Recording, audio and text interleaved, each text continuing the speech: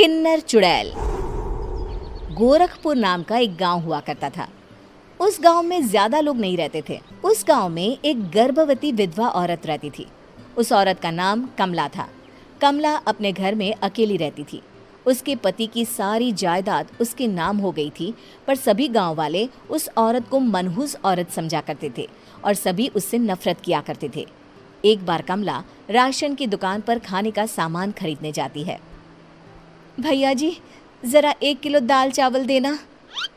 अरे हाय हाय हाय हाय हाय! अरे मनहूस औरत, मेरी दुकान में अपशुगन करवाने आ गई क्या? हैं? चल जा यहाँ से, मैं कुछ नहीं देने वाला हूँ तुझे। भाग भाग यहाँ से, चल जा, निकल। भैया जी, ऐसा मत कहिए, मैं गर्भवती हूँ, मुझे खाने की बहुत जरूरत है, मुझे खाना दे दीजिए। दुकानदार कमला को वहां से धक्के मारकर भगा देता है।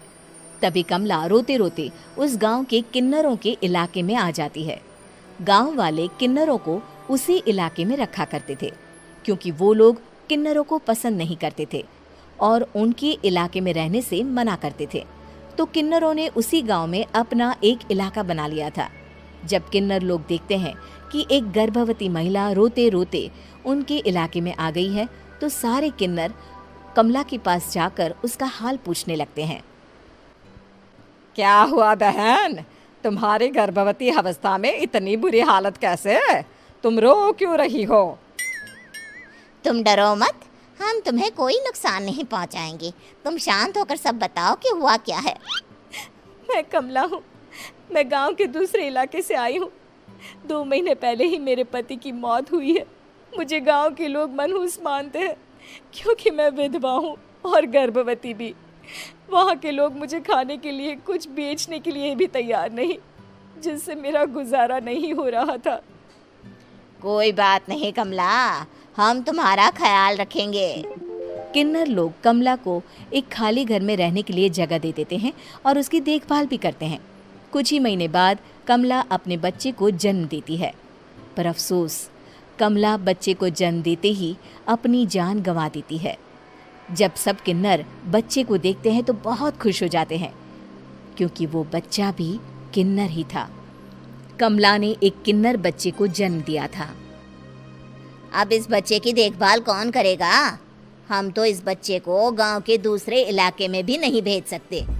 और तो क्या हुआ, इस बच्चे की माँ नहीं रही तो हम इसे पालेंगे। अब ये हमारे इलाके में रहेगा, हमारे साथ रहेगा। फिर वो किन्नर उस किन्नर बच्चे को गोद ले लेते हैं, उसका नामकरण कराते हैं। उस किन्नर बच्चे का नाम शक्ति रखा जाता है। देखते ही देखते शक्ति बड़ी होने लगती है। उसके रंग रूप बहुत सुंदर थे। वो बहुत सुंदर किन्नर दिखती है। एक दिन शक्ति एक किन्नर से पूछती है, माँ जी सुनिए ना, ये गांव के दूसरे इलाके में भी तो लोग रहते हैं, तो हम वहाँ क्यों नहीं जाते? हम उनसे अलग क्यों रहते हैं? शक्ति, क्योंकि वो लोग हमारे जैसे नहीं, वो लोग हमें पसंद नहीं करते, इसीलिए हम उनसे अलग रहते हैं। क्यों? वो हमें क्यों पसंद नहीं करते? मुझे एक बार उस इलाके में जाना है, मैं एक बार वहाँ जाकर घूम कर आऊँ। शक्ति, खबरदार, जो तू उस इलाके में कभी भी गई तो अपनी जान नहीं गंवाना चाहती तो उस इलाके में कभी कदम भी नहीं रखेगी, समझी? इतना कहकर वो किन्नर वहाँ से चली जाती है। शक्ति उस किन्नर की बात सुनकर बहुत रोती है। माँ जी, ऐसा कैसे कह सकती हैं? उन्होंने इतनी सी बात के लिए मुझे इतना डांटा। अब तो मैं उस इलाके में ज़रूर जाऊंगी। फिर एक दिन शक्ति गांव के दूसरे इलाके में चुपके से जाती है। ये लोग तो हमारे जैसे ही इंसान हैं, तो ये हमसे नफरत क्यों करते हैं? जब शक्ति उस इलाके में पहुंचती है तो गांव के सारे आदमी उसके रूप से मोहित हो जाते हैं। वो लोग ये अंदाज़ा नहीं लगा पाते कि वो किन्नर है। शक्ति की सुंदरता देखकर सारे गांव वाले उसकी तारीफ करने लगते हैं। तभी गांव का चक्कर लगाने गांव के जमींदार का बेटा हर्ष वहां पहुंचता है। हर्ष भी दिखने में बहुत सुंदर होता है। जब हर्ष ने शक्ति को देखा तो वो भी उससे मोहित हो गया, और जब शक्ति की नज़र हर्ष पर पड़ी तो वो हर्ष को देखकर मोहित हो गई। आपको पहले कभी इस गांव में देखा नहीं। इस गांव में आप नए हैं क्या? जी नहीं, वो मैं बस। तभी शक्ति बोलते बोलते रुक जाती है और मन में सोचने लगती है, अगर मैंने इनको बता दिया कि मैं दूसरे इलाके से आई हूँ तो वो समझ जाएंगे कि मैं किन्नर हूँ, इसलिए मुझे इनसे झूठ ही बोलना पड़ेगा। शक्ति हर्ष को कहती है, जी हाँ, मैं इस गांव में नई आई हूँ, यहाँ अकेली रहती हूँ। वैसे आप कौन है? आप भी इसी गांव में रहते हैं? जी हाँ, मैं इस गांव के जमींदार का बेटा हूँ। आपको किसी भी चीज की जरूरत पड़े तो आप मुझे बता देना, मुझे अच्छा लगेगा। ऐसे ही शक्ति और हर्ष एक दूसरे से रोज मिलने लगते। वो दोनों अपने प्यार का इजहार करने एक दूसरे से मिलने जाते हैं।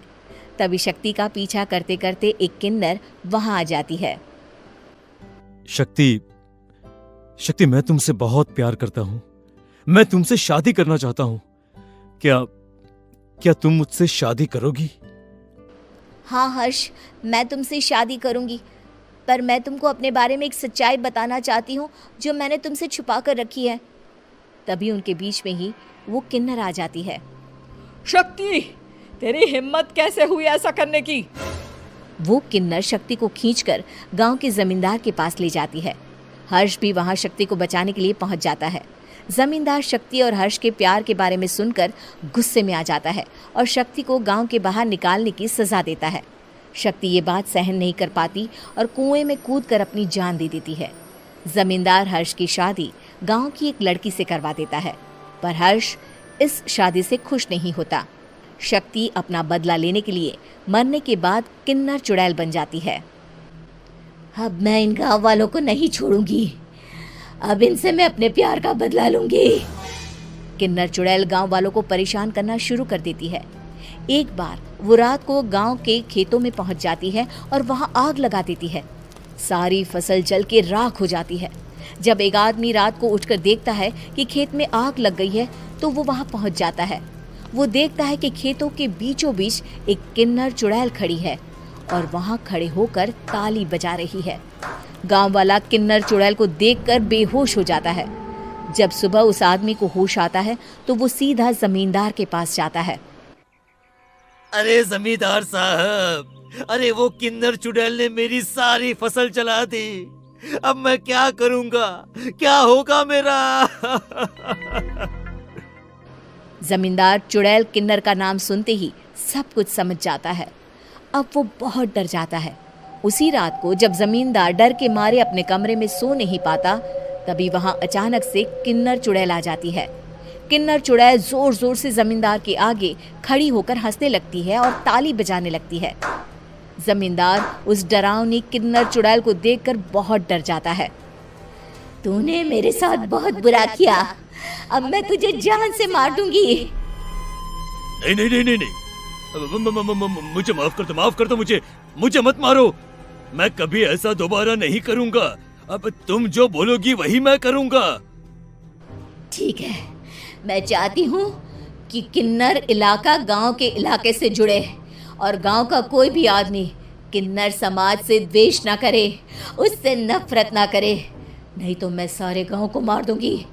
और तुम गांव में एक नया कानून बनाओ कि अगर किसी ने भी किन्नर समाज को हानि पहुंचाने की कोशिश भी करी या इनसे भेदभाव करने की भी कोशिश करी तो उनको कड़ी से कड़ी सजा मिलेगी। हाँ हाँ हाँ हाँ, मैं ऐसा ही करूंगा। तुम जो बोलोगी वो मैं करूंगा, पर मुझे जाने दो प्लीज। तब वो किन्नर चुड़ैल वहां से चली जाती है।